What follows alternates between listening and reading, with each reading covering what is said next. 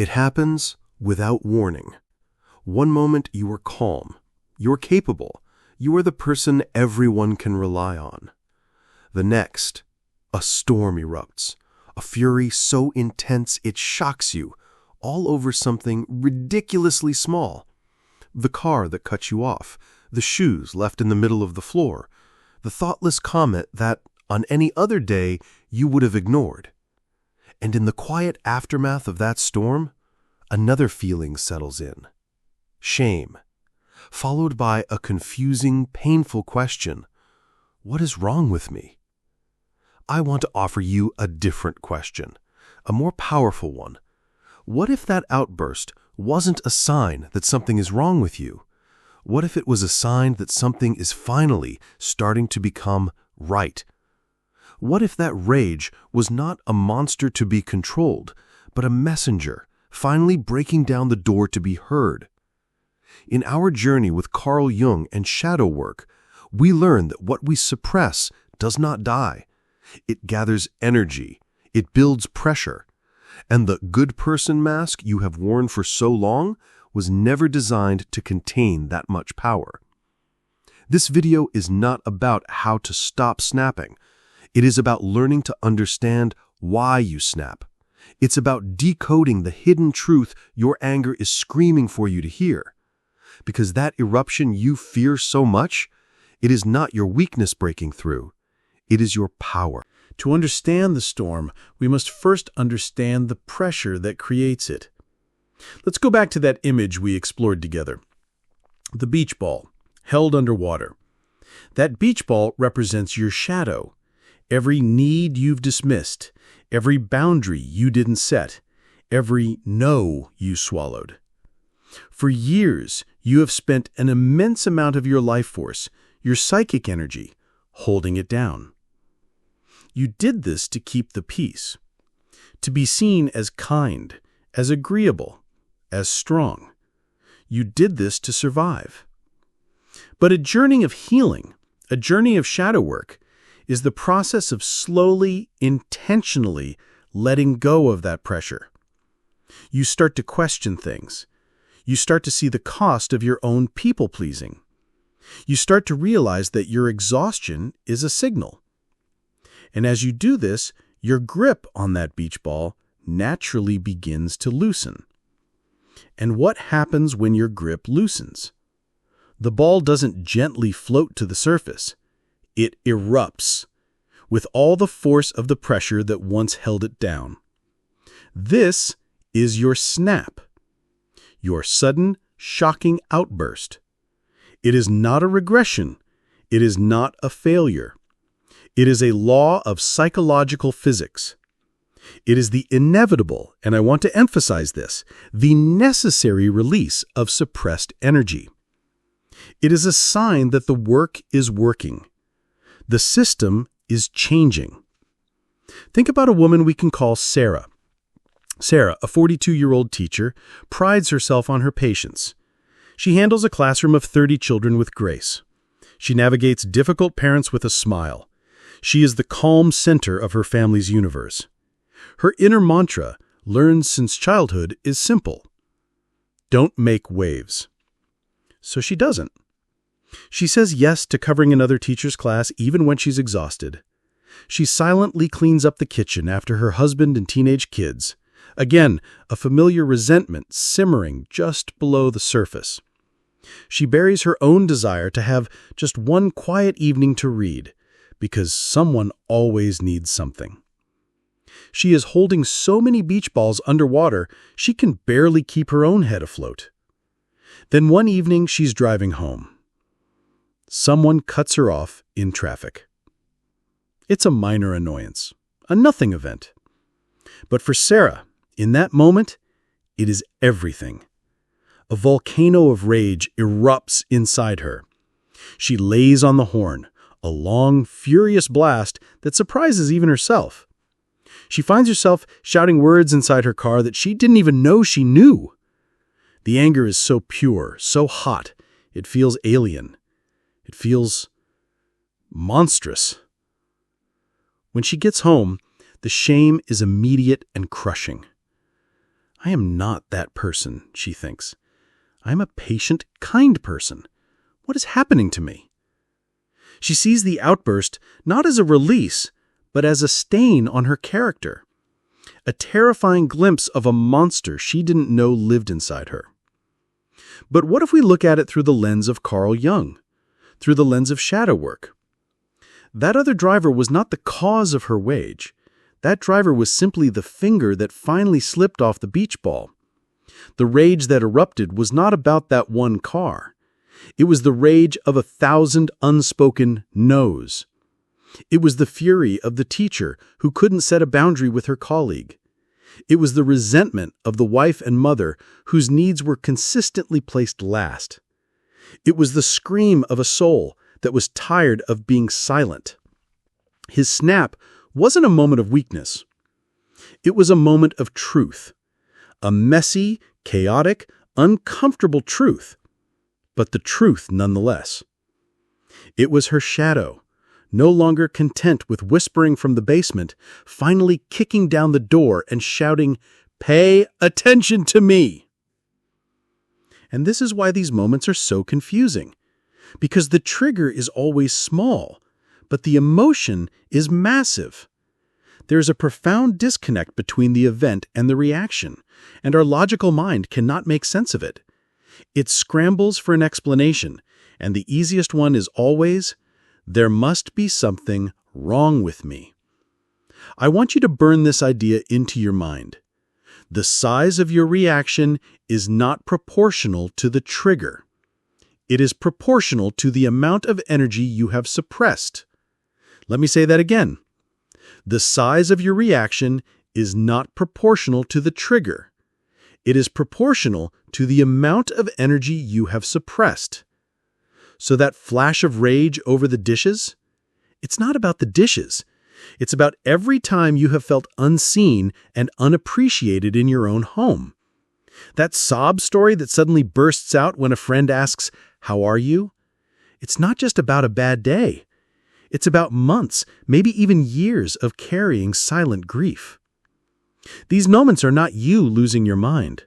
They are your psyche's desperate, brilliant attempt to bring you back into balance, to force you to look at what you've been avoiding.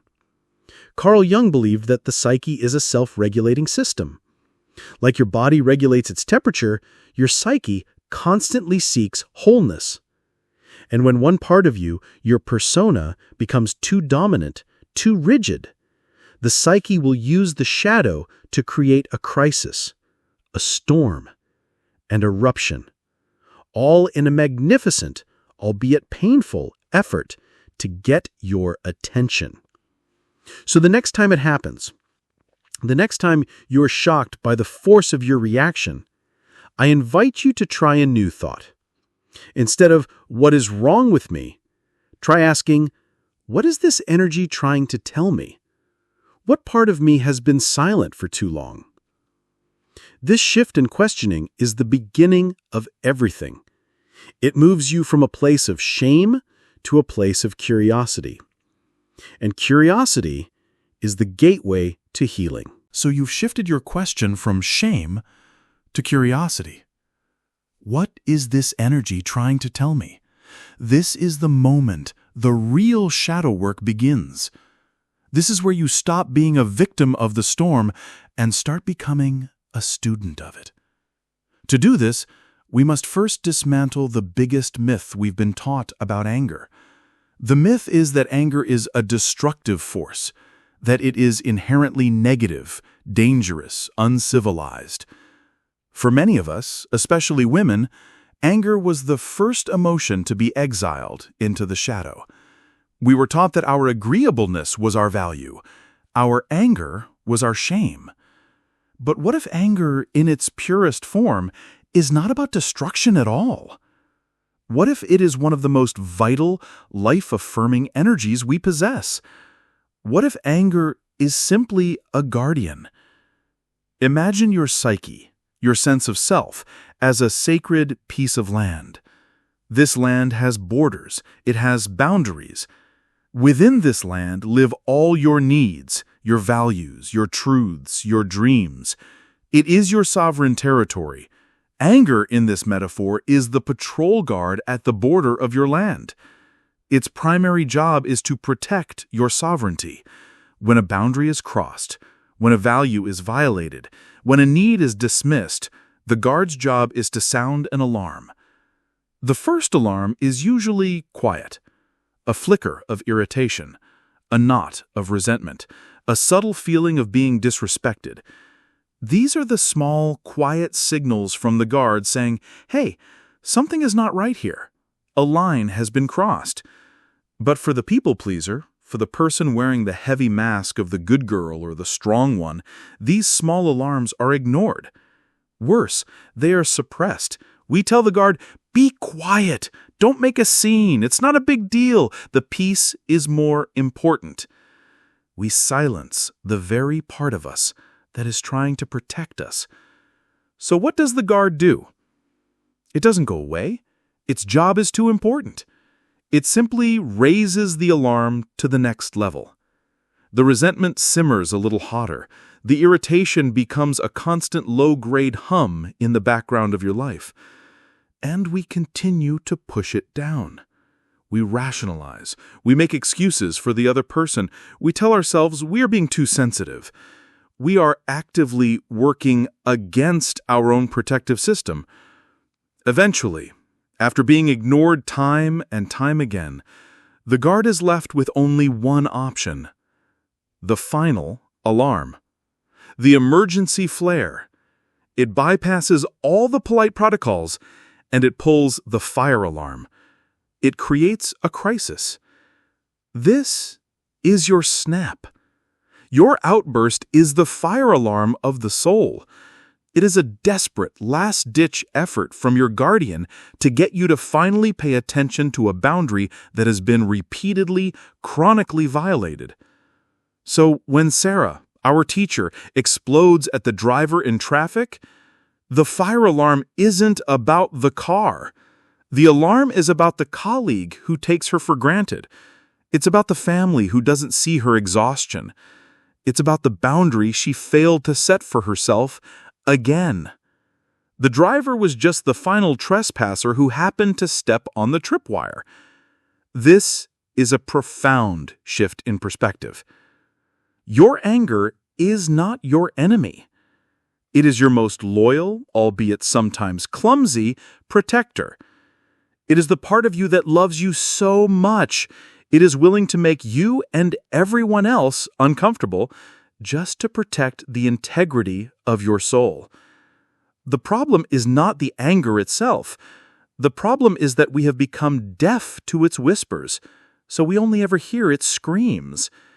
And because we've only ever experienced anger in its screaming, explosive form, we've come to believe that is all it is. We've confused the fire alarm with the fire.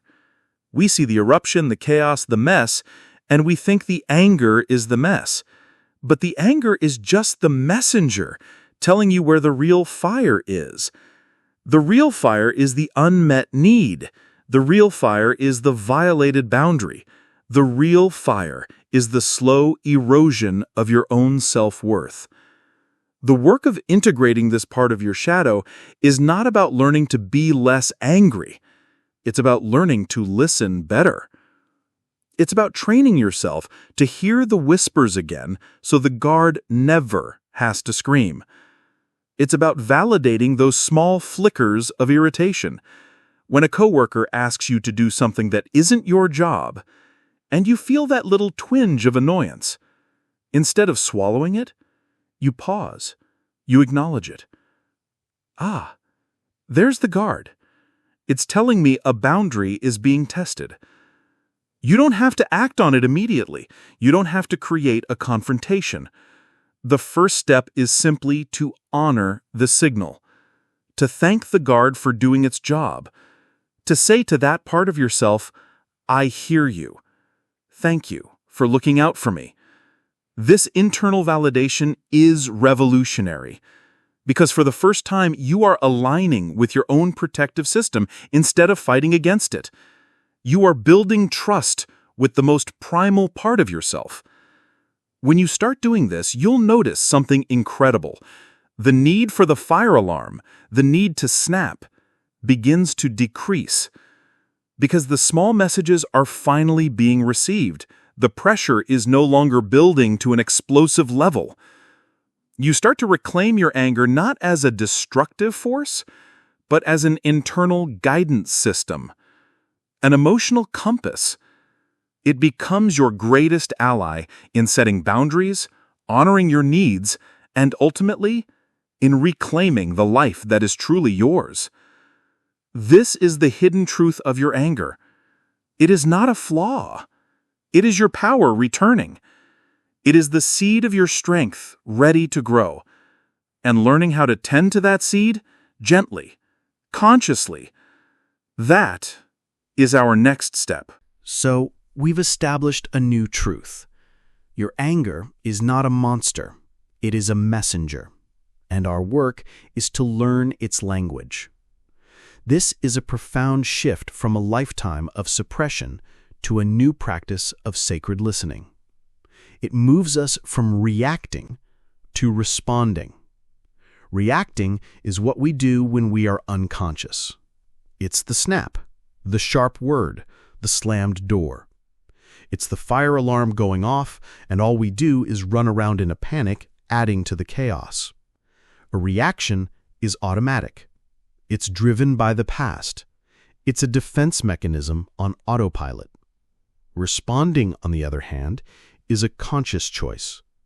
It's hearing the fire alarm, and instead of panicking, you pause. You take a breath, and you walk calmly towards the source of the signal to see what's actually happening. A response is intentional. It's rooted in the present moment. It is an act of power. This sounds simple, but it is not easy. It requires creating a space between the trigger and your action. A tiny sliver of time where consciousness can enter.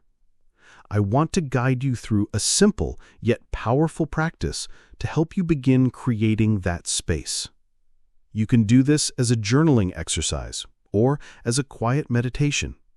The next time you feel that familiar heat rising, that flicker of irritation, that wave of resentment, I invite you to try this 3-step process of conscious inquiry. Step 1 is to pause and notice. This is the hardest and most important step.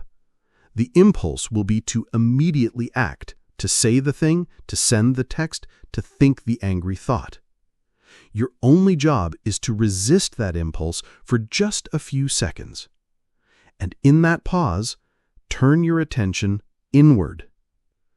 Notice where the anger lives in your body.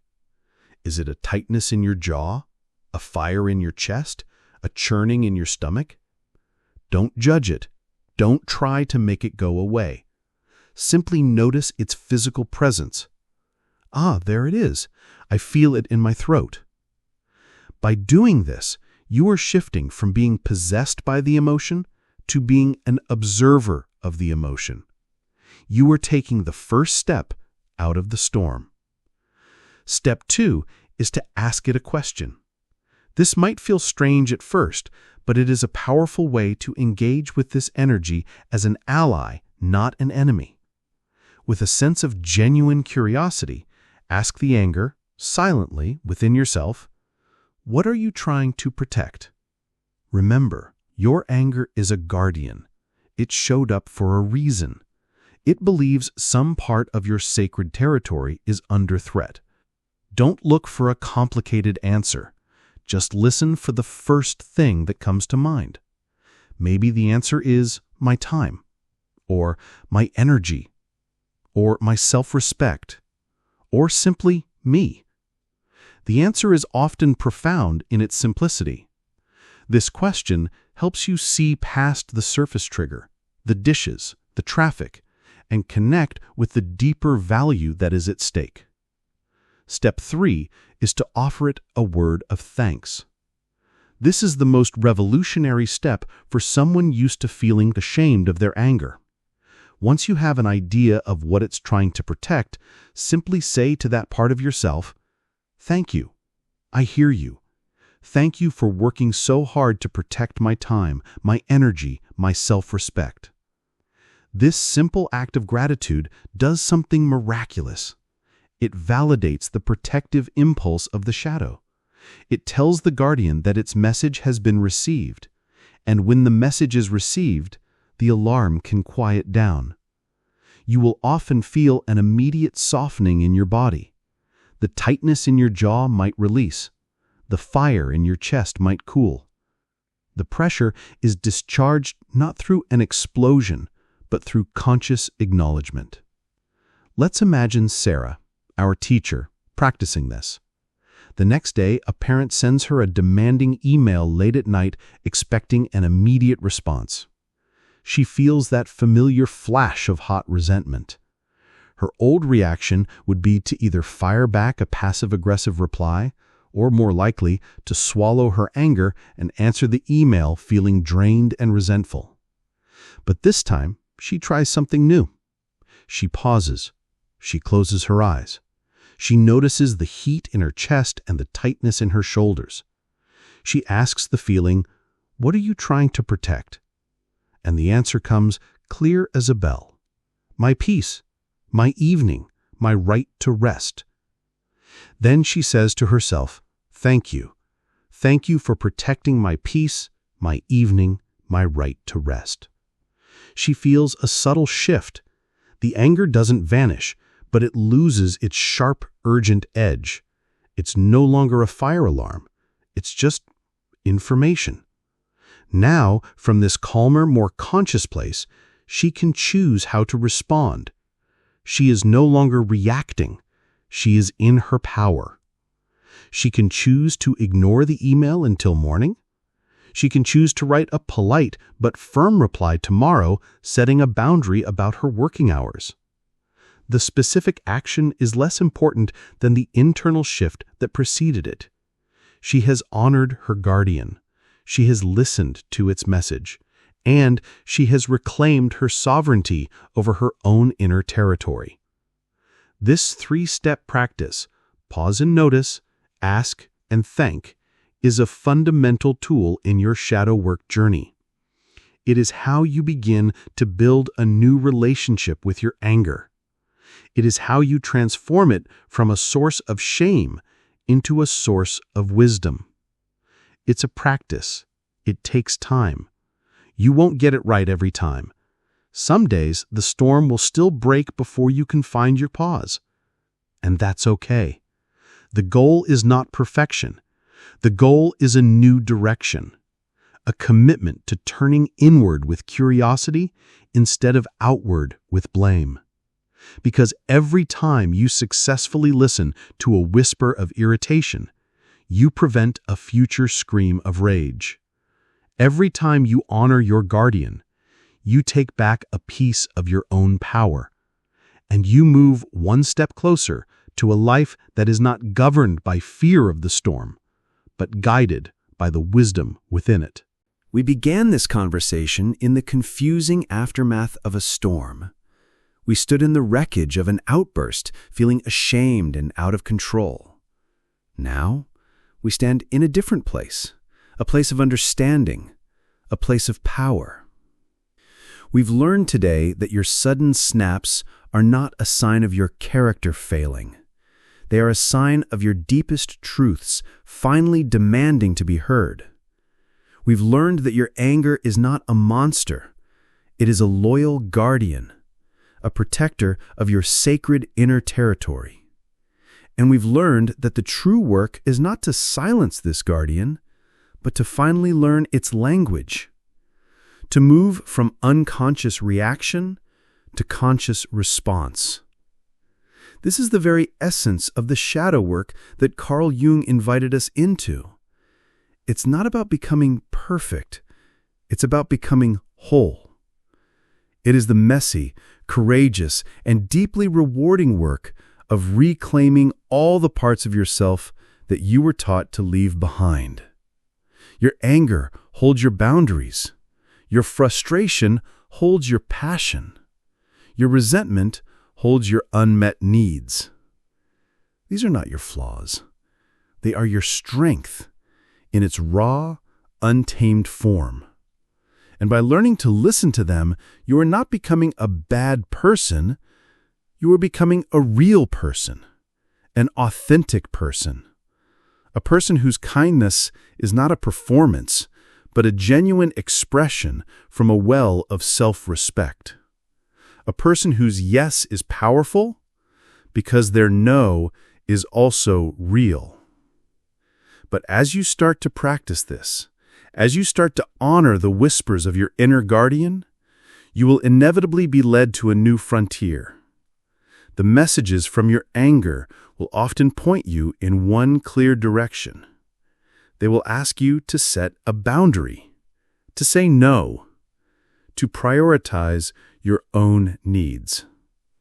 And for the person who has spent a lifetime pleasing others, this can feel like the most terrifying act of all. It can trigger a wave of an emotion just as powerful as anger: guilt. Why do we feel so deeply guilty for taking care of ourselves? Why does saying no feel like an act of betrayal? Understanding the root of that guilt and learning how to navigate it without abandoning yourself is the crucial next step on our journey. It is the bridge from understanding your anger to embodying your power. And that is exactly what we will explore in our next video, Why You Feel Guilty Saying No, Carl Jung's Path to Freedom. I hope you will continue this journey with me. For today, your practice is one of listening. This conversation doesn't end when the video does. Your story, your experience, is a vital part of this collective work. In the comments below, I invite you to share something. Not the story of your outburst, but the message you think it might have been trying to send you. What boundary was it protecting? What need was it honoring? By giving voice to the wisdom of your anger, you transform it, and you light a path for someone else who is still lost in the storm. Thank you for showing up for this difficult and life-changing work. Be patient with yourself. This is a practice, not a race. You are unlearning a lifetime of suppression, and you are learning the language of your own soul.